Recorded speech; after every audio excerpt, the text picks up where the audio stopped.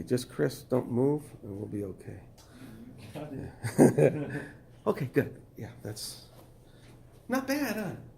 And all I had to pay was, I'm on camera, for the tripod. Everything else was I already had. How much was the tripod? $60, I think.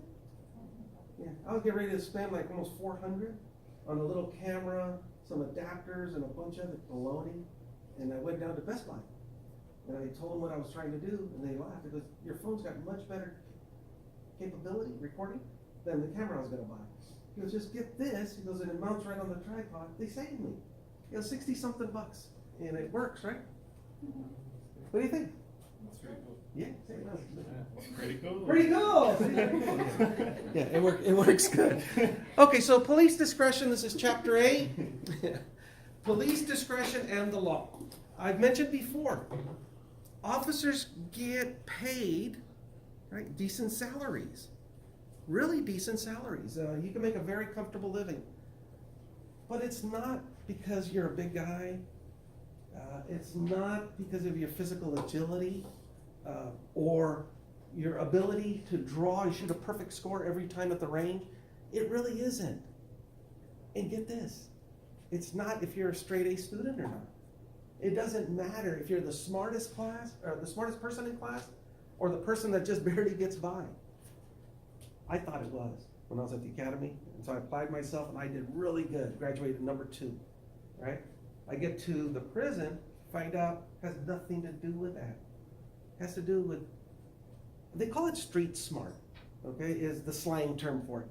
But what it really is can you exercise sound police discretion? Do you make good choices? That's all it is. We've talked about being an officer. You pull over a motorist. Are you gonna warn him or are you gonna cite him? Do you guys remember that? Okay, are you gonna warn? Half the class said, oh no, I'm just gonna give him a warning and let him go. And that was correct. Some of you said, no, I'm gonna give him a citation. That was correct. They're all correct answers.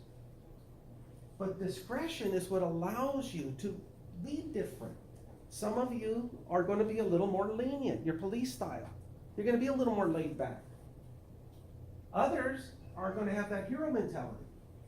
I'm a cop. Here's my badge. Do as I say. Don't ask questions. You've seen these guys. You probably ran into a few of them, especially those of you that are a little bit upper in age, closer to 40 like myself. You don't think I'm 40? I passed 40 a long time ago. Your judgment, guys, your judgment. What are you going to do in this situation? There's always that one person. Can I make a decision? Well, I'll notify my supervisor and follow instructions. You keep calling me, I'm going to fire you. I didn't hire you to call me and ask me to make all your decisions. You have to learn to make those decisions, and you need to learn to live with them, whatever that decision may be. Okay, so officers use their personal judgment to choose alternative courses of action. What am I going to do given this set of circumstance? Is it going to be a warning, citation, an arrest? God help you if you ever have to face a situation where you have to use force. What kind of force are you going to use? Scary. Are you going to draw your firearm? Take a life? Don't know. You may have to one day. And you will be scrutinized. No liability unless evidence indicates the officer was guilty of a willful or malicious act. I had a video I was going to show you about one, but I didn't like it. The officer was blatantly wrong. And that's not the kind of malicious act I'm referring to when we're talking about this. We're talking about the gray area, not the black and the white, the gray. The gray is what gets you in trouble. In black and white, simple. This is right, this is wrong. A robot can make that decision. It's the human in the middle, the gray area. What do I do? I know what I should do, but given the totality of the circumstance, what will I do? And if you choose wrong, you do something inappropriate, what kind of actions are you going to face? And are you ready? Are you prepared? You think you are, but you never are. Like I said, I've seen a lot of different things, been involved in a lot of different things, including shooting someone. Fortunately, we used shotguns with BBs in it. What do they call it? Like rock salt type of. It's a number 9 round shotgun shell in our segregation yards. We had some pretty violent inmates. We didn't want to kill them because they're not going anywhere. They didn't really pose a risk. But to discourage them from fighting, we used rubber rounds or pellets. Shoot them with BBs. Okay, that was entertaining. That was entertaining. Boom! Shoot somebody. They scream like, you get the picture, right? And then you gotta get them over to the medical and watch as the medic pulls all the BBs out of their behind. Ah, shoot, the good old days. So what are you going to do on the street? Are you going to just walk away and let it go? Some cops do that. It's not worth it. I want to go home tonight. They're afraid. That's who they are. There's others that take on every single confrontation against all odds. They shouldn't, but they do. They usually end up getting hurt. You're going to be that good cop, making good decisions. Given the circumstance, there's only 2 people, 2 aggressors and yourself. So you draw out your OC pepper spray and spray them. That's going to do the trick. That's still an application of force. That's what I was talking about it earlier, about the use of force. I used pepper spray. These guys continue to fight. All I did was anger them. Now they're turning their attention to me. I'll get my taser out. Boom, boom. You got 2 rounds in those guns. Boom, boom. Shoot them, tase them. You ever been tased? This one? No. You ever seen it? Anybody ever see somebody get tased? Yeah? Isn't that great? Right? Wasn't? But who's been tased? No? Oh boy, you guys had a lot of fun ahead of you. Part of the training, you won't get shot with a barb, okay? But they are going to give you a jolt from the rabbit ears of the taser. So they're going to come around, they're going to hit you with it, and you're going, ooh, and then you're going to hit the ground pretty hard. It's a sensation like no other, okay? If you ever worked on a car, the spark plugs and you grab the plug and somebody turns over the car, right, there's one. Or battery, you grab the terminals and you get that, Myron shaking his head, yeah, you had that one? Okay, it's like that, only stronger. Only stronger, it will knock you to your knees, it's good stuff. Okay, you have a baton you can use. Departments discourage using batons because of the trauma it leaves on the individual. OC pepper spray, taser is clean. It's easy to wash away the effects, and it's not really long lasting, 30 minutes or so. But you use a baton and you draw that, and you start striking this person to the clavicle, to the elbow, to the leg. They're going to turn black and blue. Okay, they're going to turn black. Then they go to the medical, they get pictured, they get photographed. Even though you did everything right, and this person had it coming, standing before a jury and having that attorney show those pictures of what you did to his client. Yeah, you get the picture, right? It's tough. So use your options, minimize the residual effect on you. That way you don't get faced with the liability, the allegation that you misused this person. Okay, does that make sense? Any questions? Okay. Ooh, the Constitution. We've talked about the Fourth Amendment, the Constitution, the ramifications of a search and a seizure. We talked about reasonable suspicion. What's the one above that? We got reasonable suspicion. What comes next? Probable cause. Okay. Reasonable suspicion. The legal standard, objective basis, suspecting that a person stopped with criminal activity, and it is the basis for the Terry stop. Requires less justification than probable cause based on the totality of the circumstance.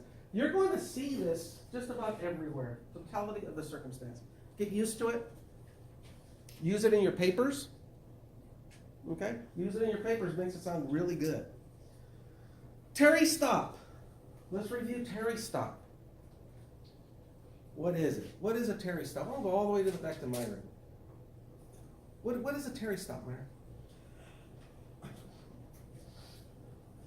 We know it's based on reasonable suspicion. but you're the officer. What does that Terry stop do for you? You can make like a assumption. Make an assumption. Okay, assumption of what?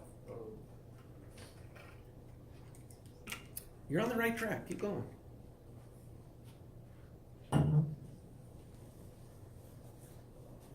Just don't have it today.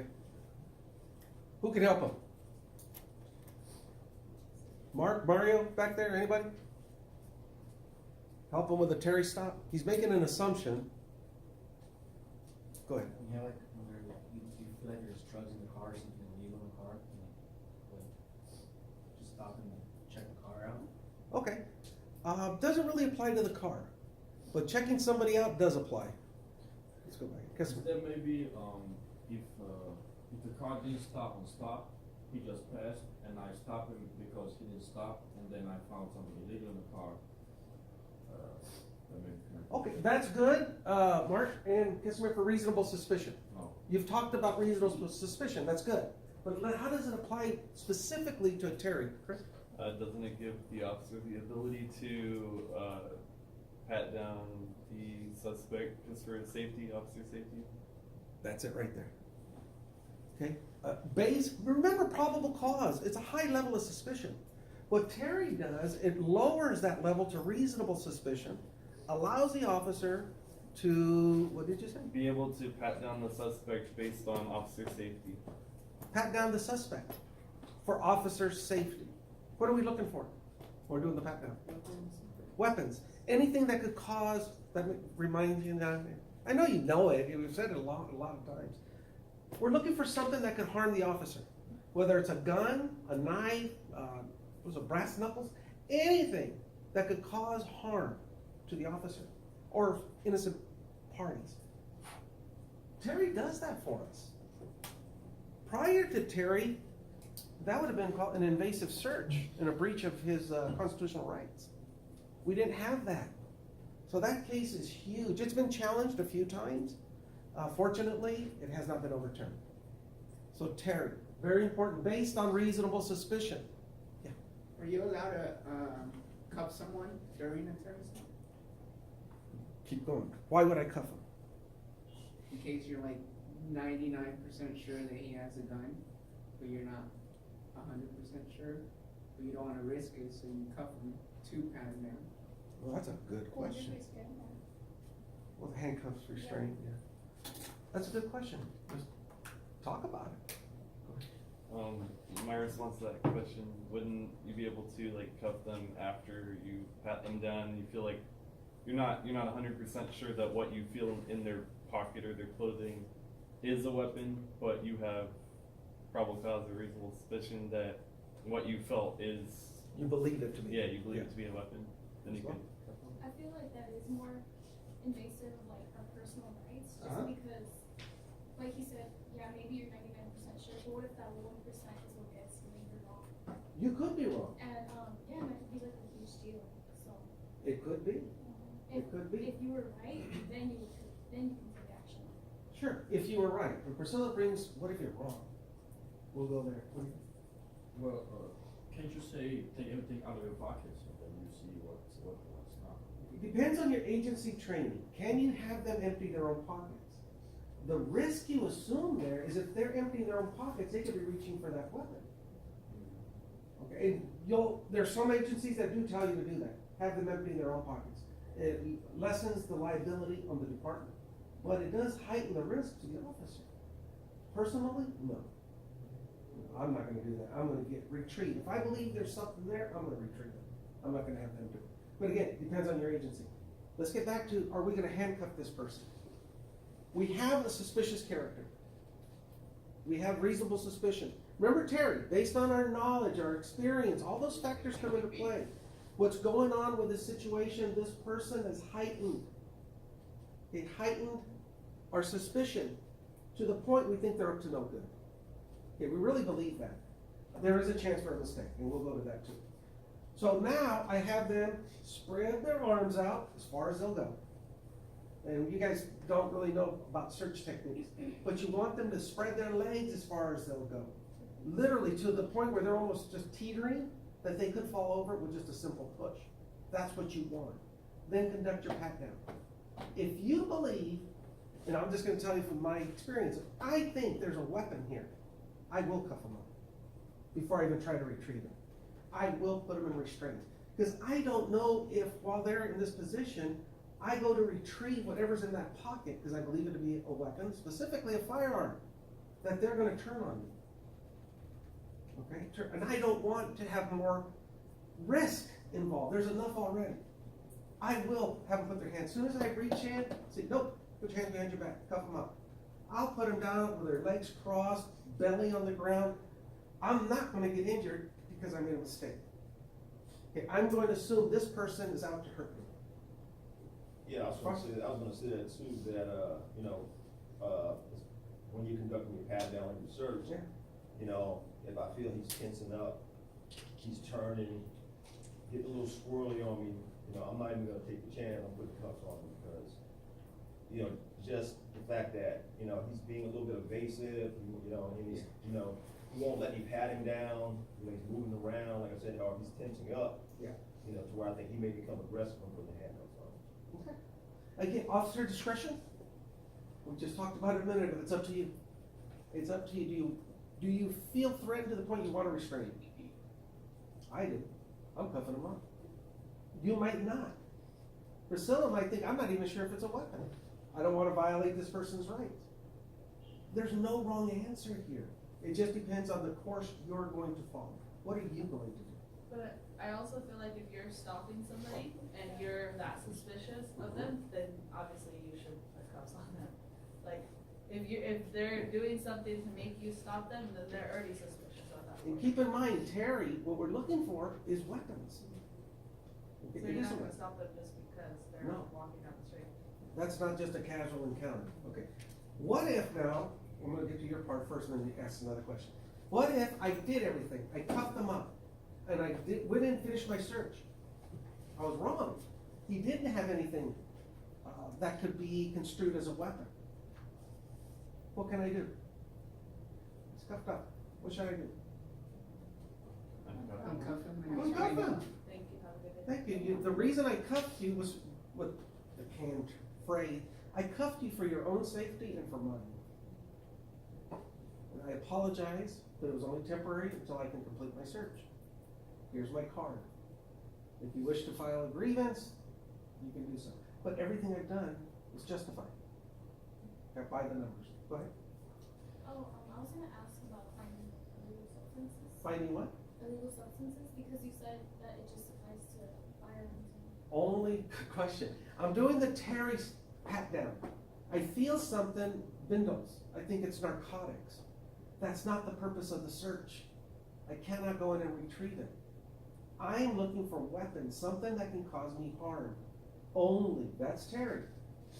Now, do officers kind of exceed Terry and do recover? Maybe, yeah. Don't know. Are you going to do it's the big question. Are you going to be that officer that bends the rule even further and goes in and recovers dope out of somebody's pocket? Piggybacking off of that question, what if you got a call, like a call in saying like, oh, there was a guy smoking meth at the park and there's a bunch of kids out there, he's smoking meth. Okay. You are down the street, you see that guy, obviously fits the description and you're doing Terry stop. Now at that point, do you retrieve the substance that you're feeling in the pocket? We built on the scenario. And you just raised the level from reasonable to probable. Oh, okay. Okay, and under probable, then you can do a full arrest, Okay. a complete search, yes. Okay, so this is before all of that. We're just talking about we have a hunch. We really believe, based on an experience and all these wonderful things, this person's up to no good. Terry only will protect you for recovering weapons, that's it. You start reaching in and trying to pull dope out, you're bending the rules. Any other questions? Let's keep going. Here's probable cause. The sum total of layers of information and the synthesis of what the police hear, know, and observe, trained officers, reasonable grounds, presumption of guilt. That's a big one. And you can bet there's gonna be a lot of questions based on reasonable suspicion, probable cause on your quizzes. Probable cause may be based. The observation of the officer, that's direct observation.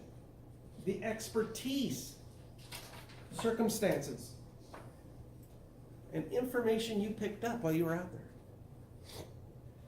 People telling you what's going on at the park. It was a report. Who reported it? Probably a citizen at the park.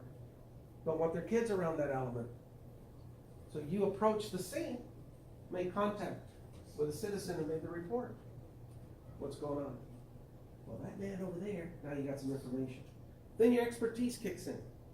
You're looking at them. We know what tweakers look like. Okay? You're going to receive training, but we don't call them tweakers, okay? What tweakers? You know what they look like, so you're going to observe them. So you observe using your expertise, circumstances. People are telling you what's going on. Just look at his habits, his mannerisms. What do you think is going on? Based on the totality of the circumstance. Do you believe this to be a user of an illegal substance? Most likely. Now you've reached the level of probable cause, initiate an arrest. Notice how that didn't cover reasonable suspicion? We bypass that completely. Questions on this? No. Okay. It was all good. Oh, God, I hope this works. This is Hip Hughes, Fourth Amendment. He does a good job of explaining it. I use it in most of the classes. And plus, I don't have to talk for a few minutes.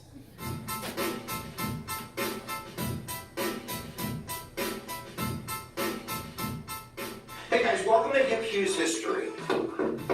Who there? It's the Fourth Amendment, baby. As the Constitution for Dummies series rolls on forward, wherever you stand on the issues, guys, we want you to stand smart. And that starts with knowing the text of the Constitution. So let's read it, let's interpret it, let's look at it. Giddy up, I'm ready to do the teaching, you're ready to do the learning. There, let's do it right now. All right, before we look at the words of the Fourth Amendment to the Constitution, which is basically about search and seizure, we really want to give credits to the British for getting us the Fourth Amendment, because they were using something during colonial times called writs of assistance. And these issued warrants based on basically just innuendo and reasonable suspicion were being exploited by the British to go through suspected smuggler stuff. This is a reaction to kind of the taxing issue that's going on in the 1760s in colonial America, and the British are pissed that they're going through our stuff, and they're using these flimsy writs of assistance. So that experience of not having clear language about what gives the permission of the government to go through my stuff, my castle, turns into the Fourth Amendment. So let's look at the words, pay attention, they're really important. Bang! The right of the people to be secure in their persons, houses, papers, and effects against unreasonable searches and seizures shall not be violated, and no warrants shall issue but upon probable cause, supported by oath or affirmation, and particularly describing the place to be searched and the persons or things to be seized. All right, so we have very specific language, and in a moment we're going to look at three basic questions. What constitutes search and seizure? You have to activate search and seizure in order to need that search warrant. And then B, if we do have enough evidence, what does that rise to in terms of probable cause? What does probable cause mean? And thirdly, what happens if the police ignore this? If there's not a good search warrant, is there any repercussions? So, if we look at selective incorporation, and selective incorporation is this concept that the 14th Amendment and the clause, the due process clause, no state shall deny its citizens due process, is going to create an opportunity for the court, through judicial review in the warrant court, to basically take that Fourth Amendment and to make some universal kind of national rules about what search and seizure really means and what's going to occur if the police violate that rule. So let's take a look at the basic rules of search and seizure. What is search?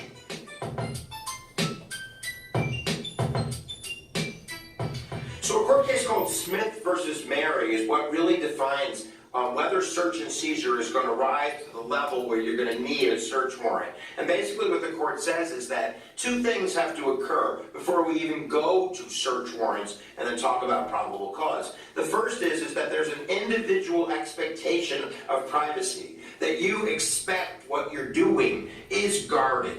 And then second, that society expects that as well, that there's kind of a national acceptance of this principle that this activity is protected under the Fourth Amendment. These rules do kind of like breathe a little bit. Let's look at how they breathe out and expand your rights. They expand your rights first in Weeks versus the United States, where basically what the court's going to say in 1914, that if the federal agents find evidence illegally without a search warrant, you can't use that evidence at trial.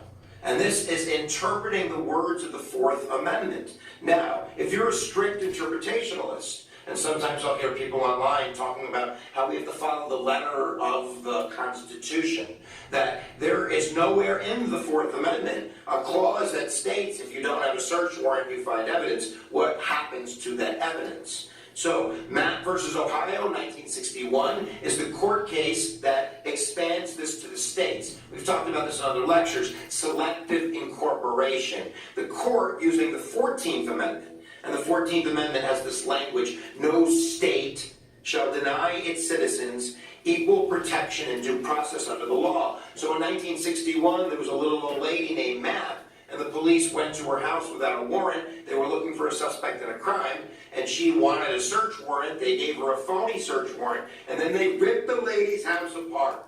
And they ended up in her basement going through her drawers. They found a chest. They opened it up, and inside is dirty magazines of scene pornography at the time. #ew. She's a nasty, dirty little old lady. But in this court case, what she's going to argue is that no state, Ohio, shall deny me, Mrs. Mapp, due process under the law, meaning that if you don't have a search warrant, there has to be a repercussion, and that repercussion the court is going to decide is the expansion of the exclusionary rule. You've seen it on Law and Order a million times.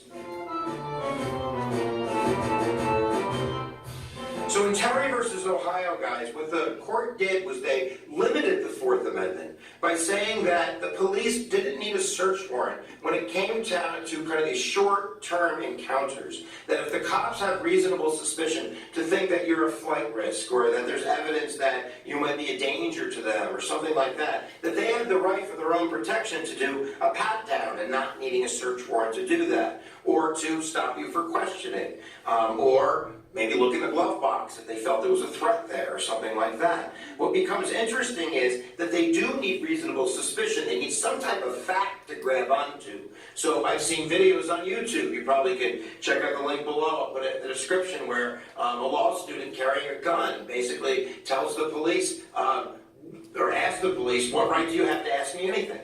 Right? What did I do wrong? And the cop says, some people called and said there was a guy with a gun. He says, I was the guy with a gun. I have a license. Can I go? And he says, I'd like to see some ID. He says, I don't have to give you ID. Why am I going to give you ID? No, what did I do wrong? If I did something wrong, tell me what I did wrong, I'll give you ID. And he was really standing on the Fourth Amendment, saying that if this is a search and seizure, if you're stopping me and getting in the middle of my natural right life, you need a reason. So, I don't know if you should try it out there on the streets, guys, but that's what happened.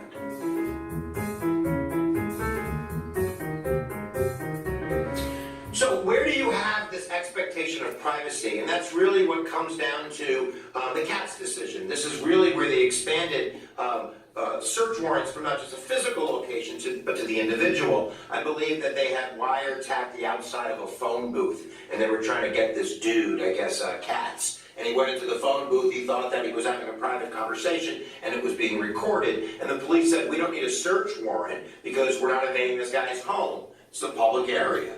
And what the judges said in that court case was that there was an expectation of privacy. So if you have an expectation of privacy, then in a sense they need a search warrant.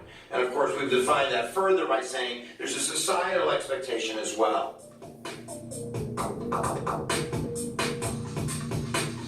Are there exceptions to search warrants? Of course there are. We can't kid ourselves. For instance, there's the plain view doctrine. So if you have your curtains open and you're in the window and you are, stabbing the guy, and you see the police and you're like, yo, what's up? Hey, yo, how are you? They don't need a warrant to come in, right? Not only is that going to be plain view, but that's going to be what's basically emergency circumstances. That's another rule. You don't need a warrant if someone's screaming bloody murder inside a home. You also have a consent exception. So, of course, this is what the police want you to do. Ma'am, do you mind if we look through the trunk? Yeah, you're done. They're going to look through the trunk and they have the legal right to. You also have court cases like U.S. versus Leon, which in the 1980s created a good faith exception to the search warrant. So if the police are acting in good faith and they think they have a good search warrant and they go to 400 Main Street when they should be going to 300 Main Street, but a raindrop hit the number, that the evidence sees that wrong address is going to be used in court because the cops didn't do it with bad faith. It was an honest mistake. You also have the court case Nix versus Williams. In Nix versus Williams, you have the inevitable discovery doctrine.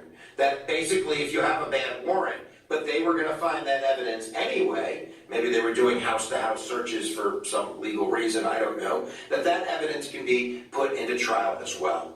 But there's also been some wins for the people. Recently, there was a court case that examined whether or not the cops could put a GPS monitor on your car.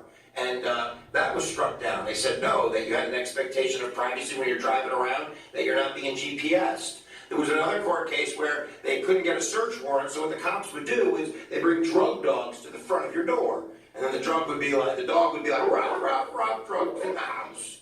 And they used that to get the search warrant. And the court struck that down. They said that was an invasion of privacy. The Fourth Amendment rocks the party that rocks the party. Because not only is it a great amendment to talk about when you're talking about your most very basic freedoms, your house is your castle, but you have all of these current events which just kind of smack right into it. So what do you think? Is the NSA and what they're doing collecting data in order to protect us from terrorism? Is that a violation of the Fourth Amendment? Is there an expectation of privacy there on the internet? Is there a societal expectation of privacy? One other thing worth mentioning is the FISA courts. The Foreign Intelligence Surveillance Act of, I believe it's 1978, created a special court system. So if there's some type of threat of maybe domestic terrorism with foreign influences, invading the country or infiltrating the country, that you don't need to go through the ordinary ways to get a search warrant. You can go to this secret court. You can even go, I believe, 24 hours after the fact that you got the evidence, that you went in without a warrant. You get the warrant after the fact. And basically, this secret court has approved thousands of search warrants with probably very little evidence, and a lot of people don't know because it's not transparent. So there's certainly that to worry about, too. So certainly, that's kind of another layer on this monkey. Layer on the monkey. After 9/11, the FISA courts were expanded, and using kind of the threat of terrorism, Bush and Obama have used the FISA court to kind of get around some of the probable cause restrictions that the Fourth Amendment has for domestic issues. Makes it a little bit easier.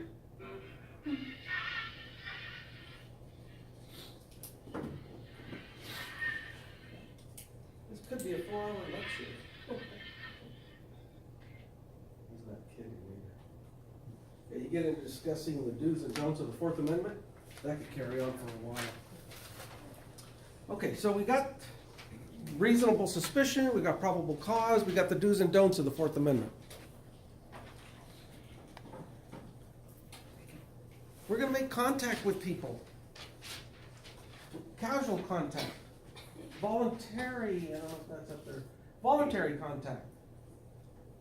Contact where we're there just for business, whether it's to search someone, to arrest someone, interview, or interrogate. But we're going to be making contact with people. Okay, voluntary. Request is not a demand. There's no suspicion.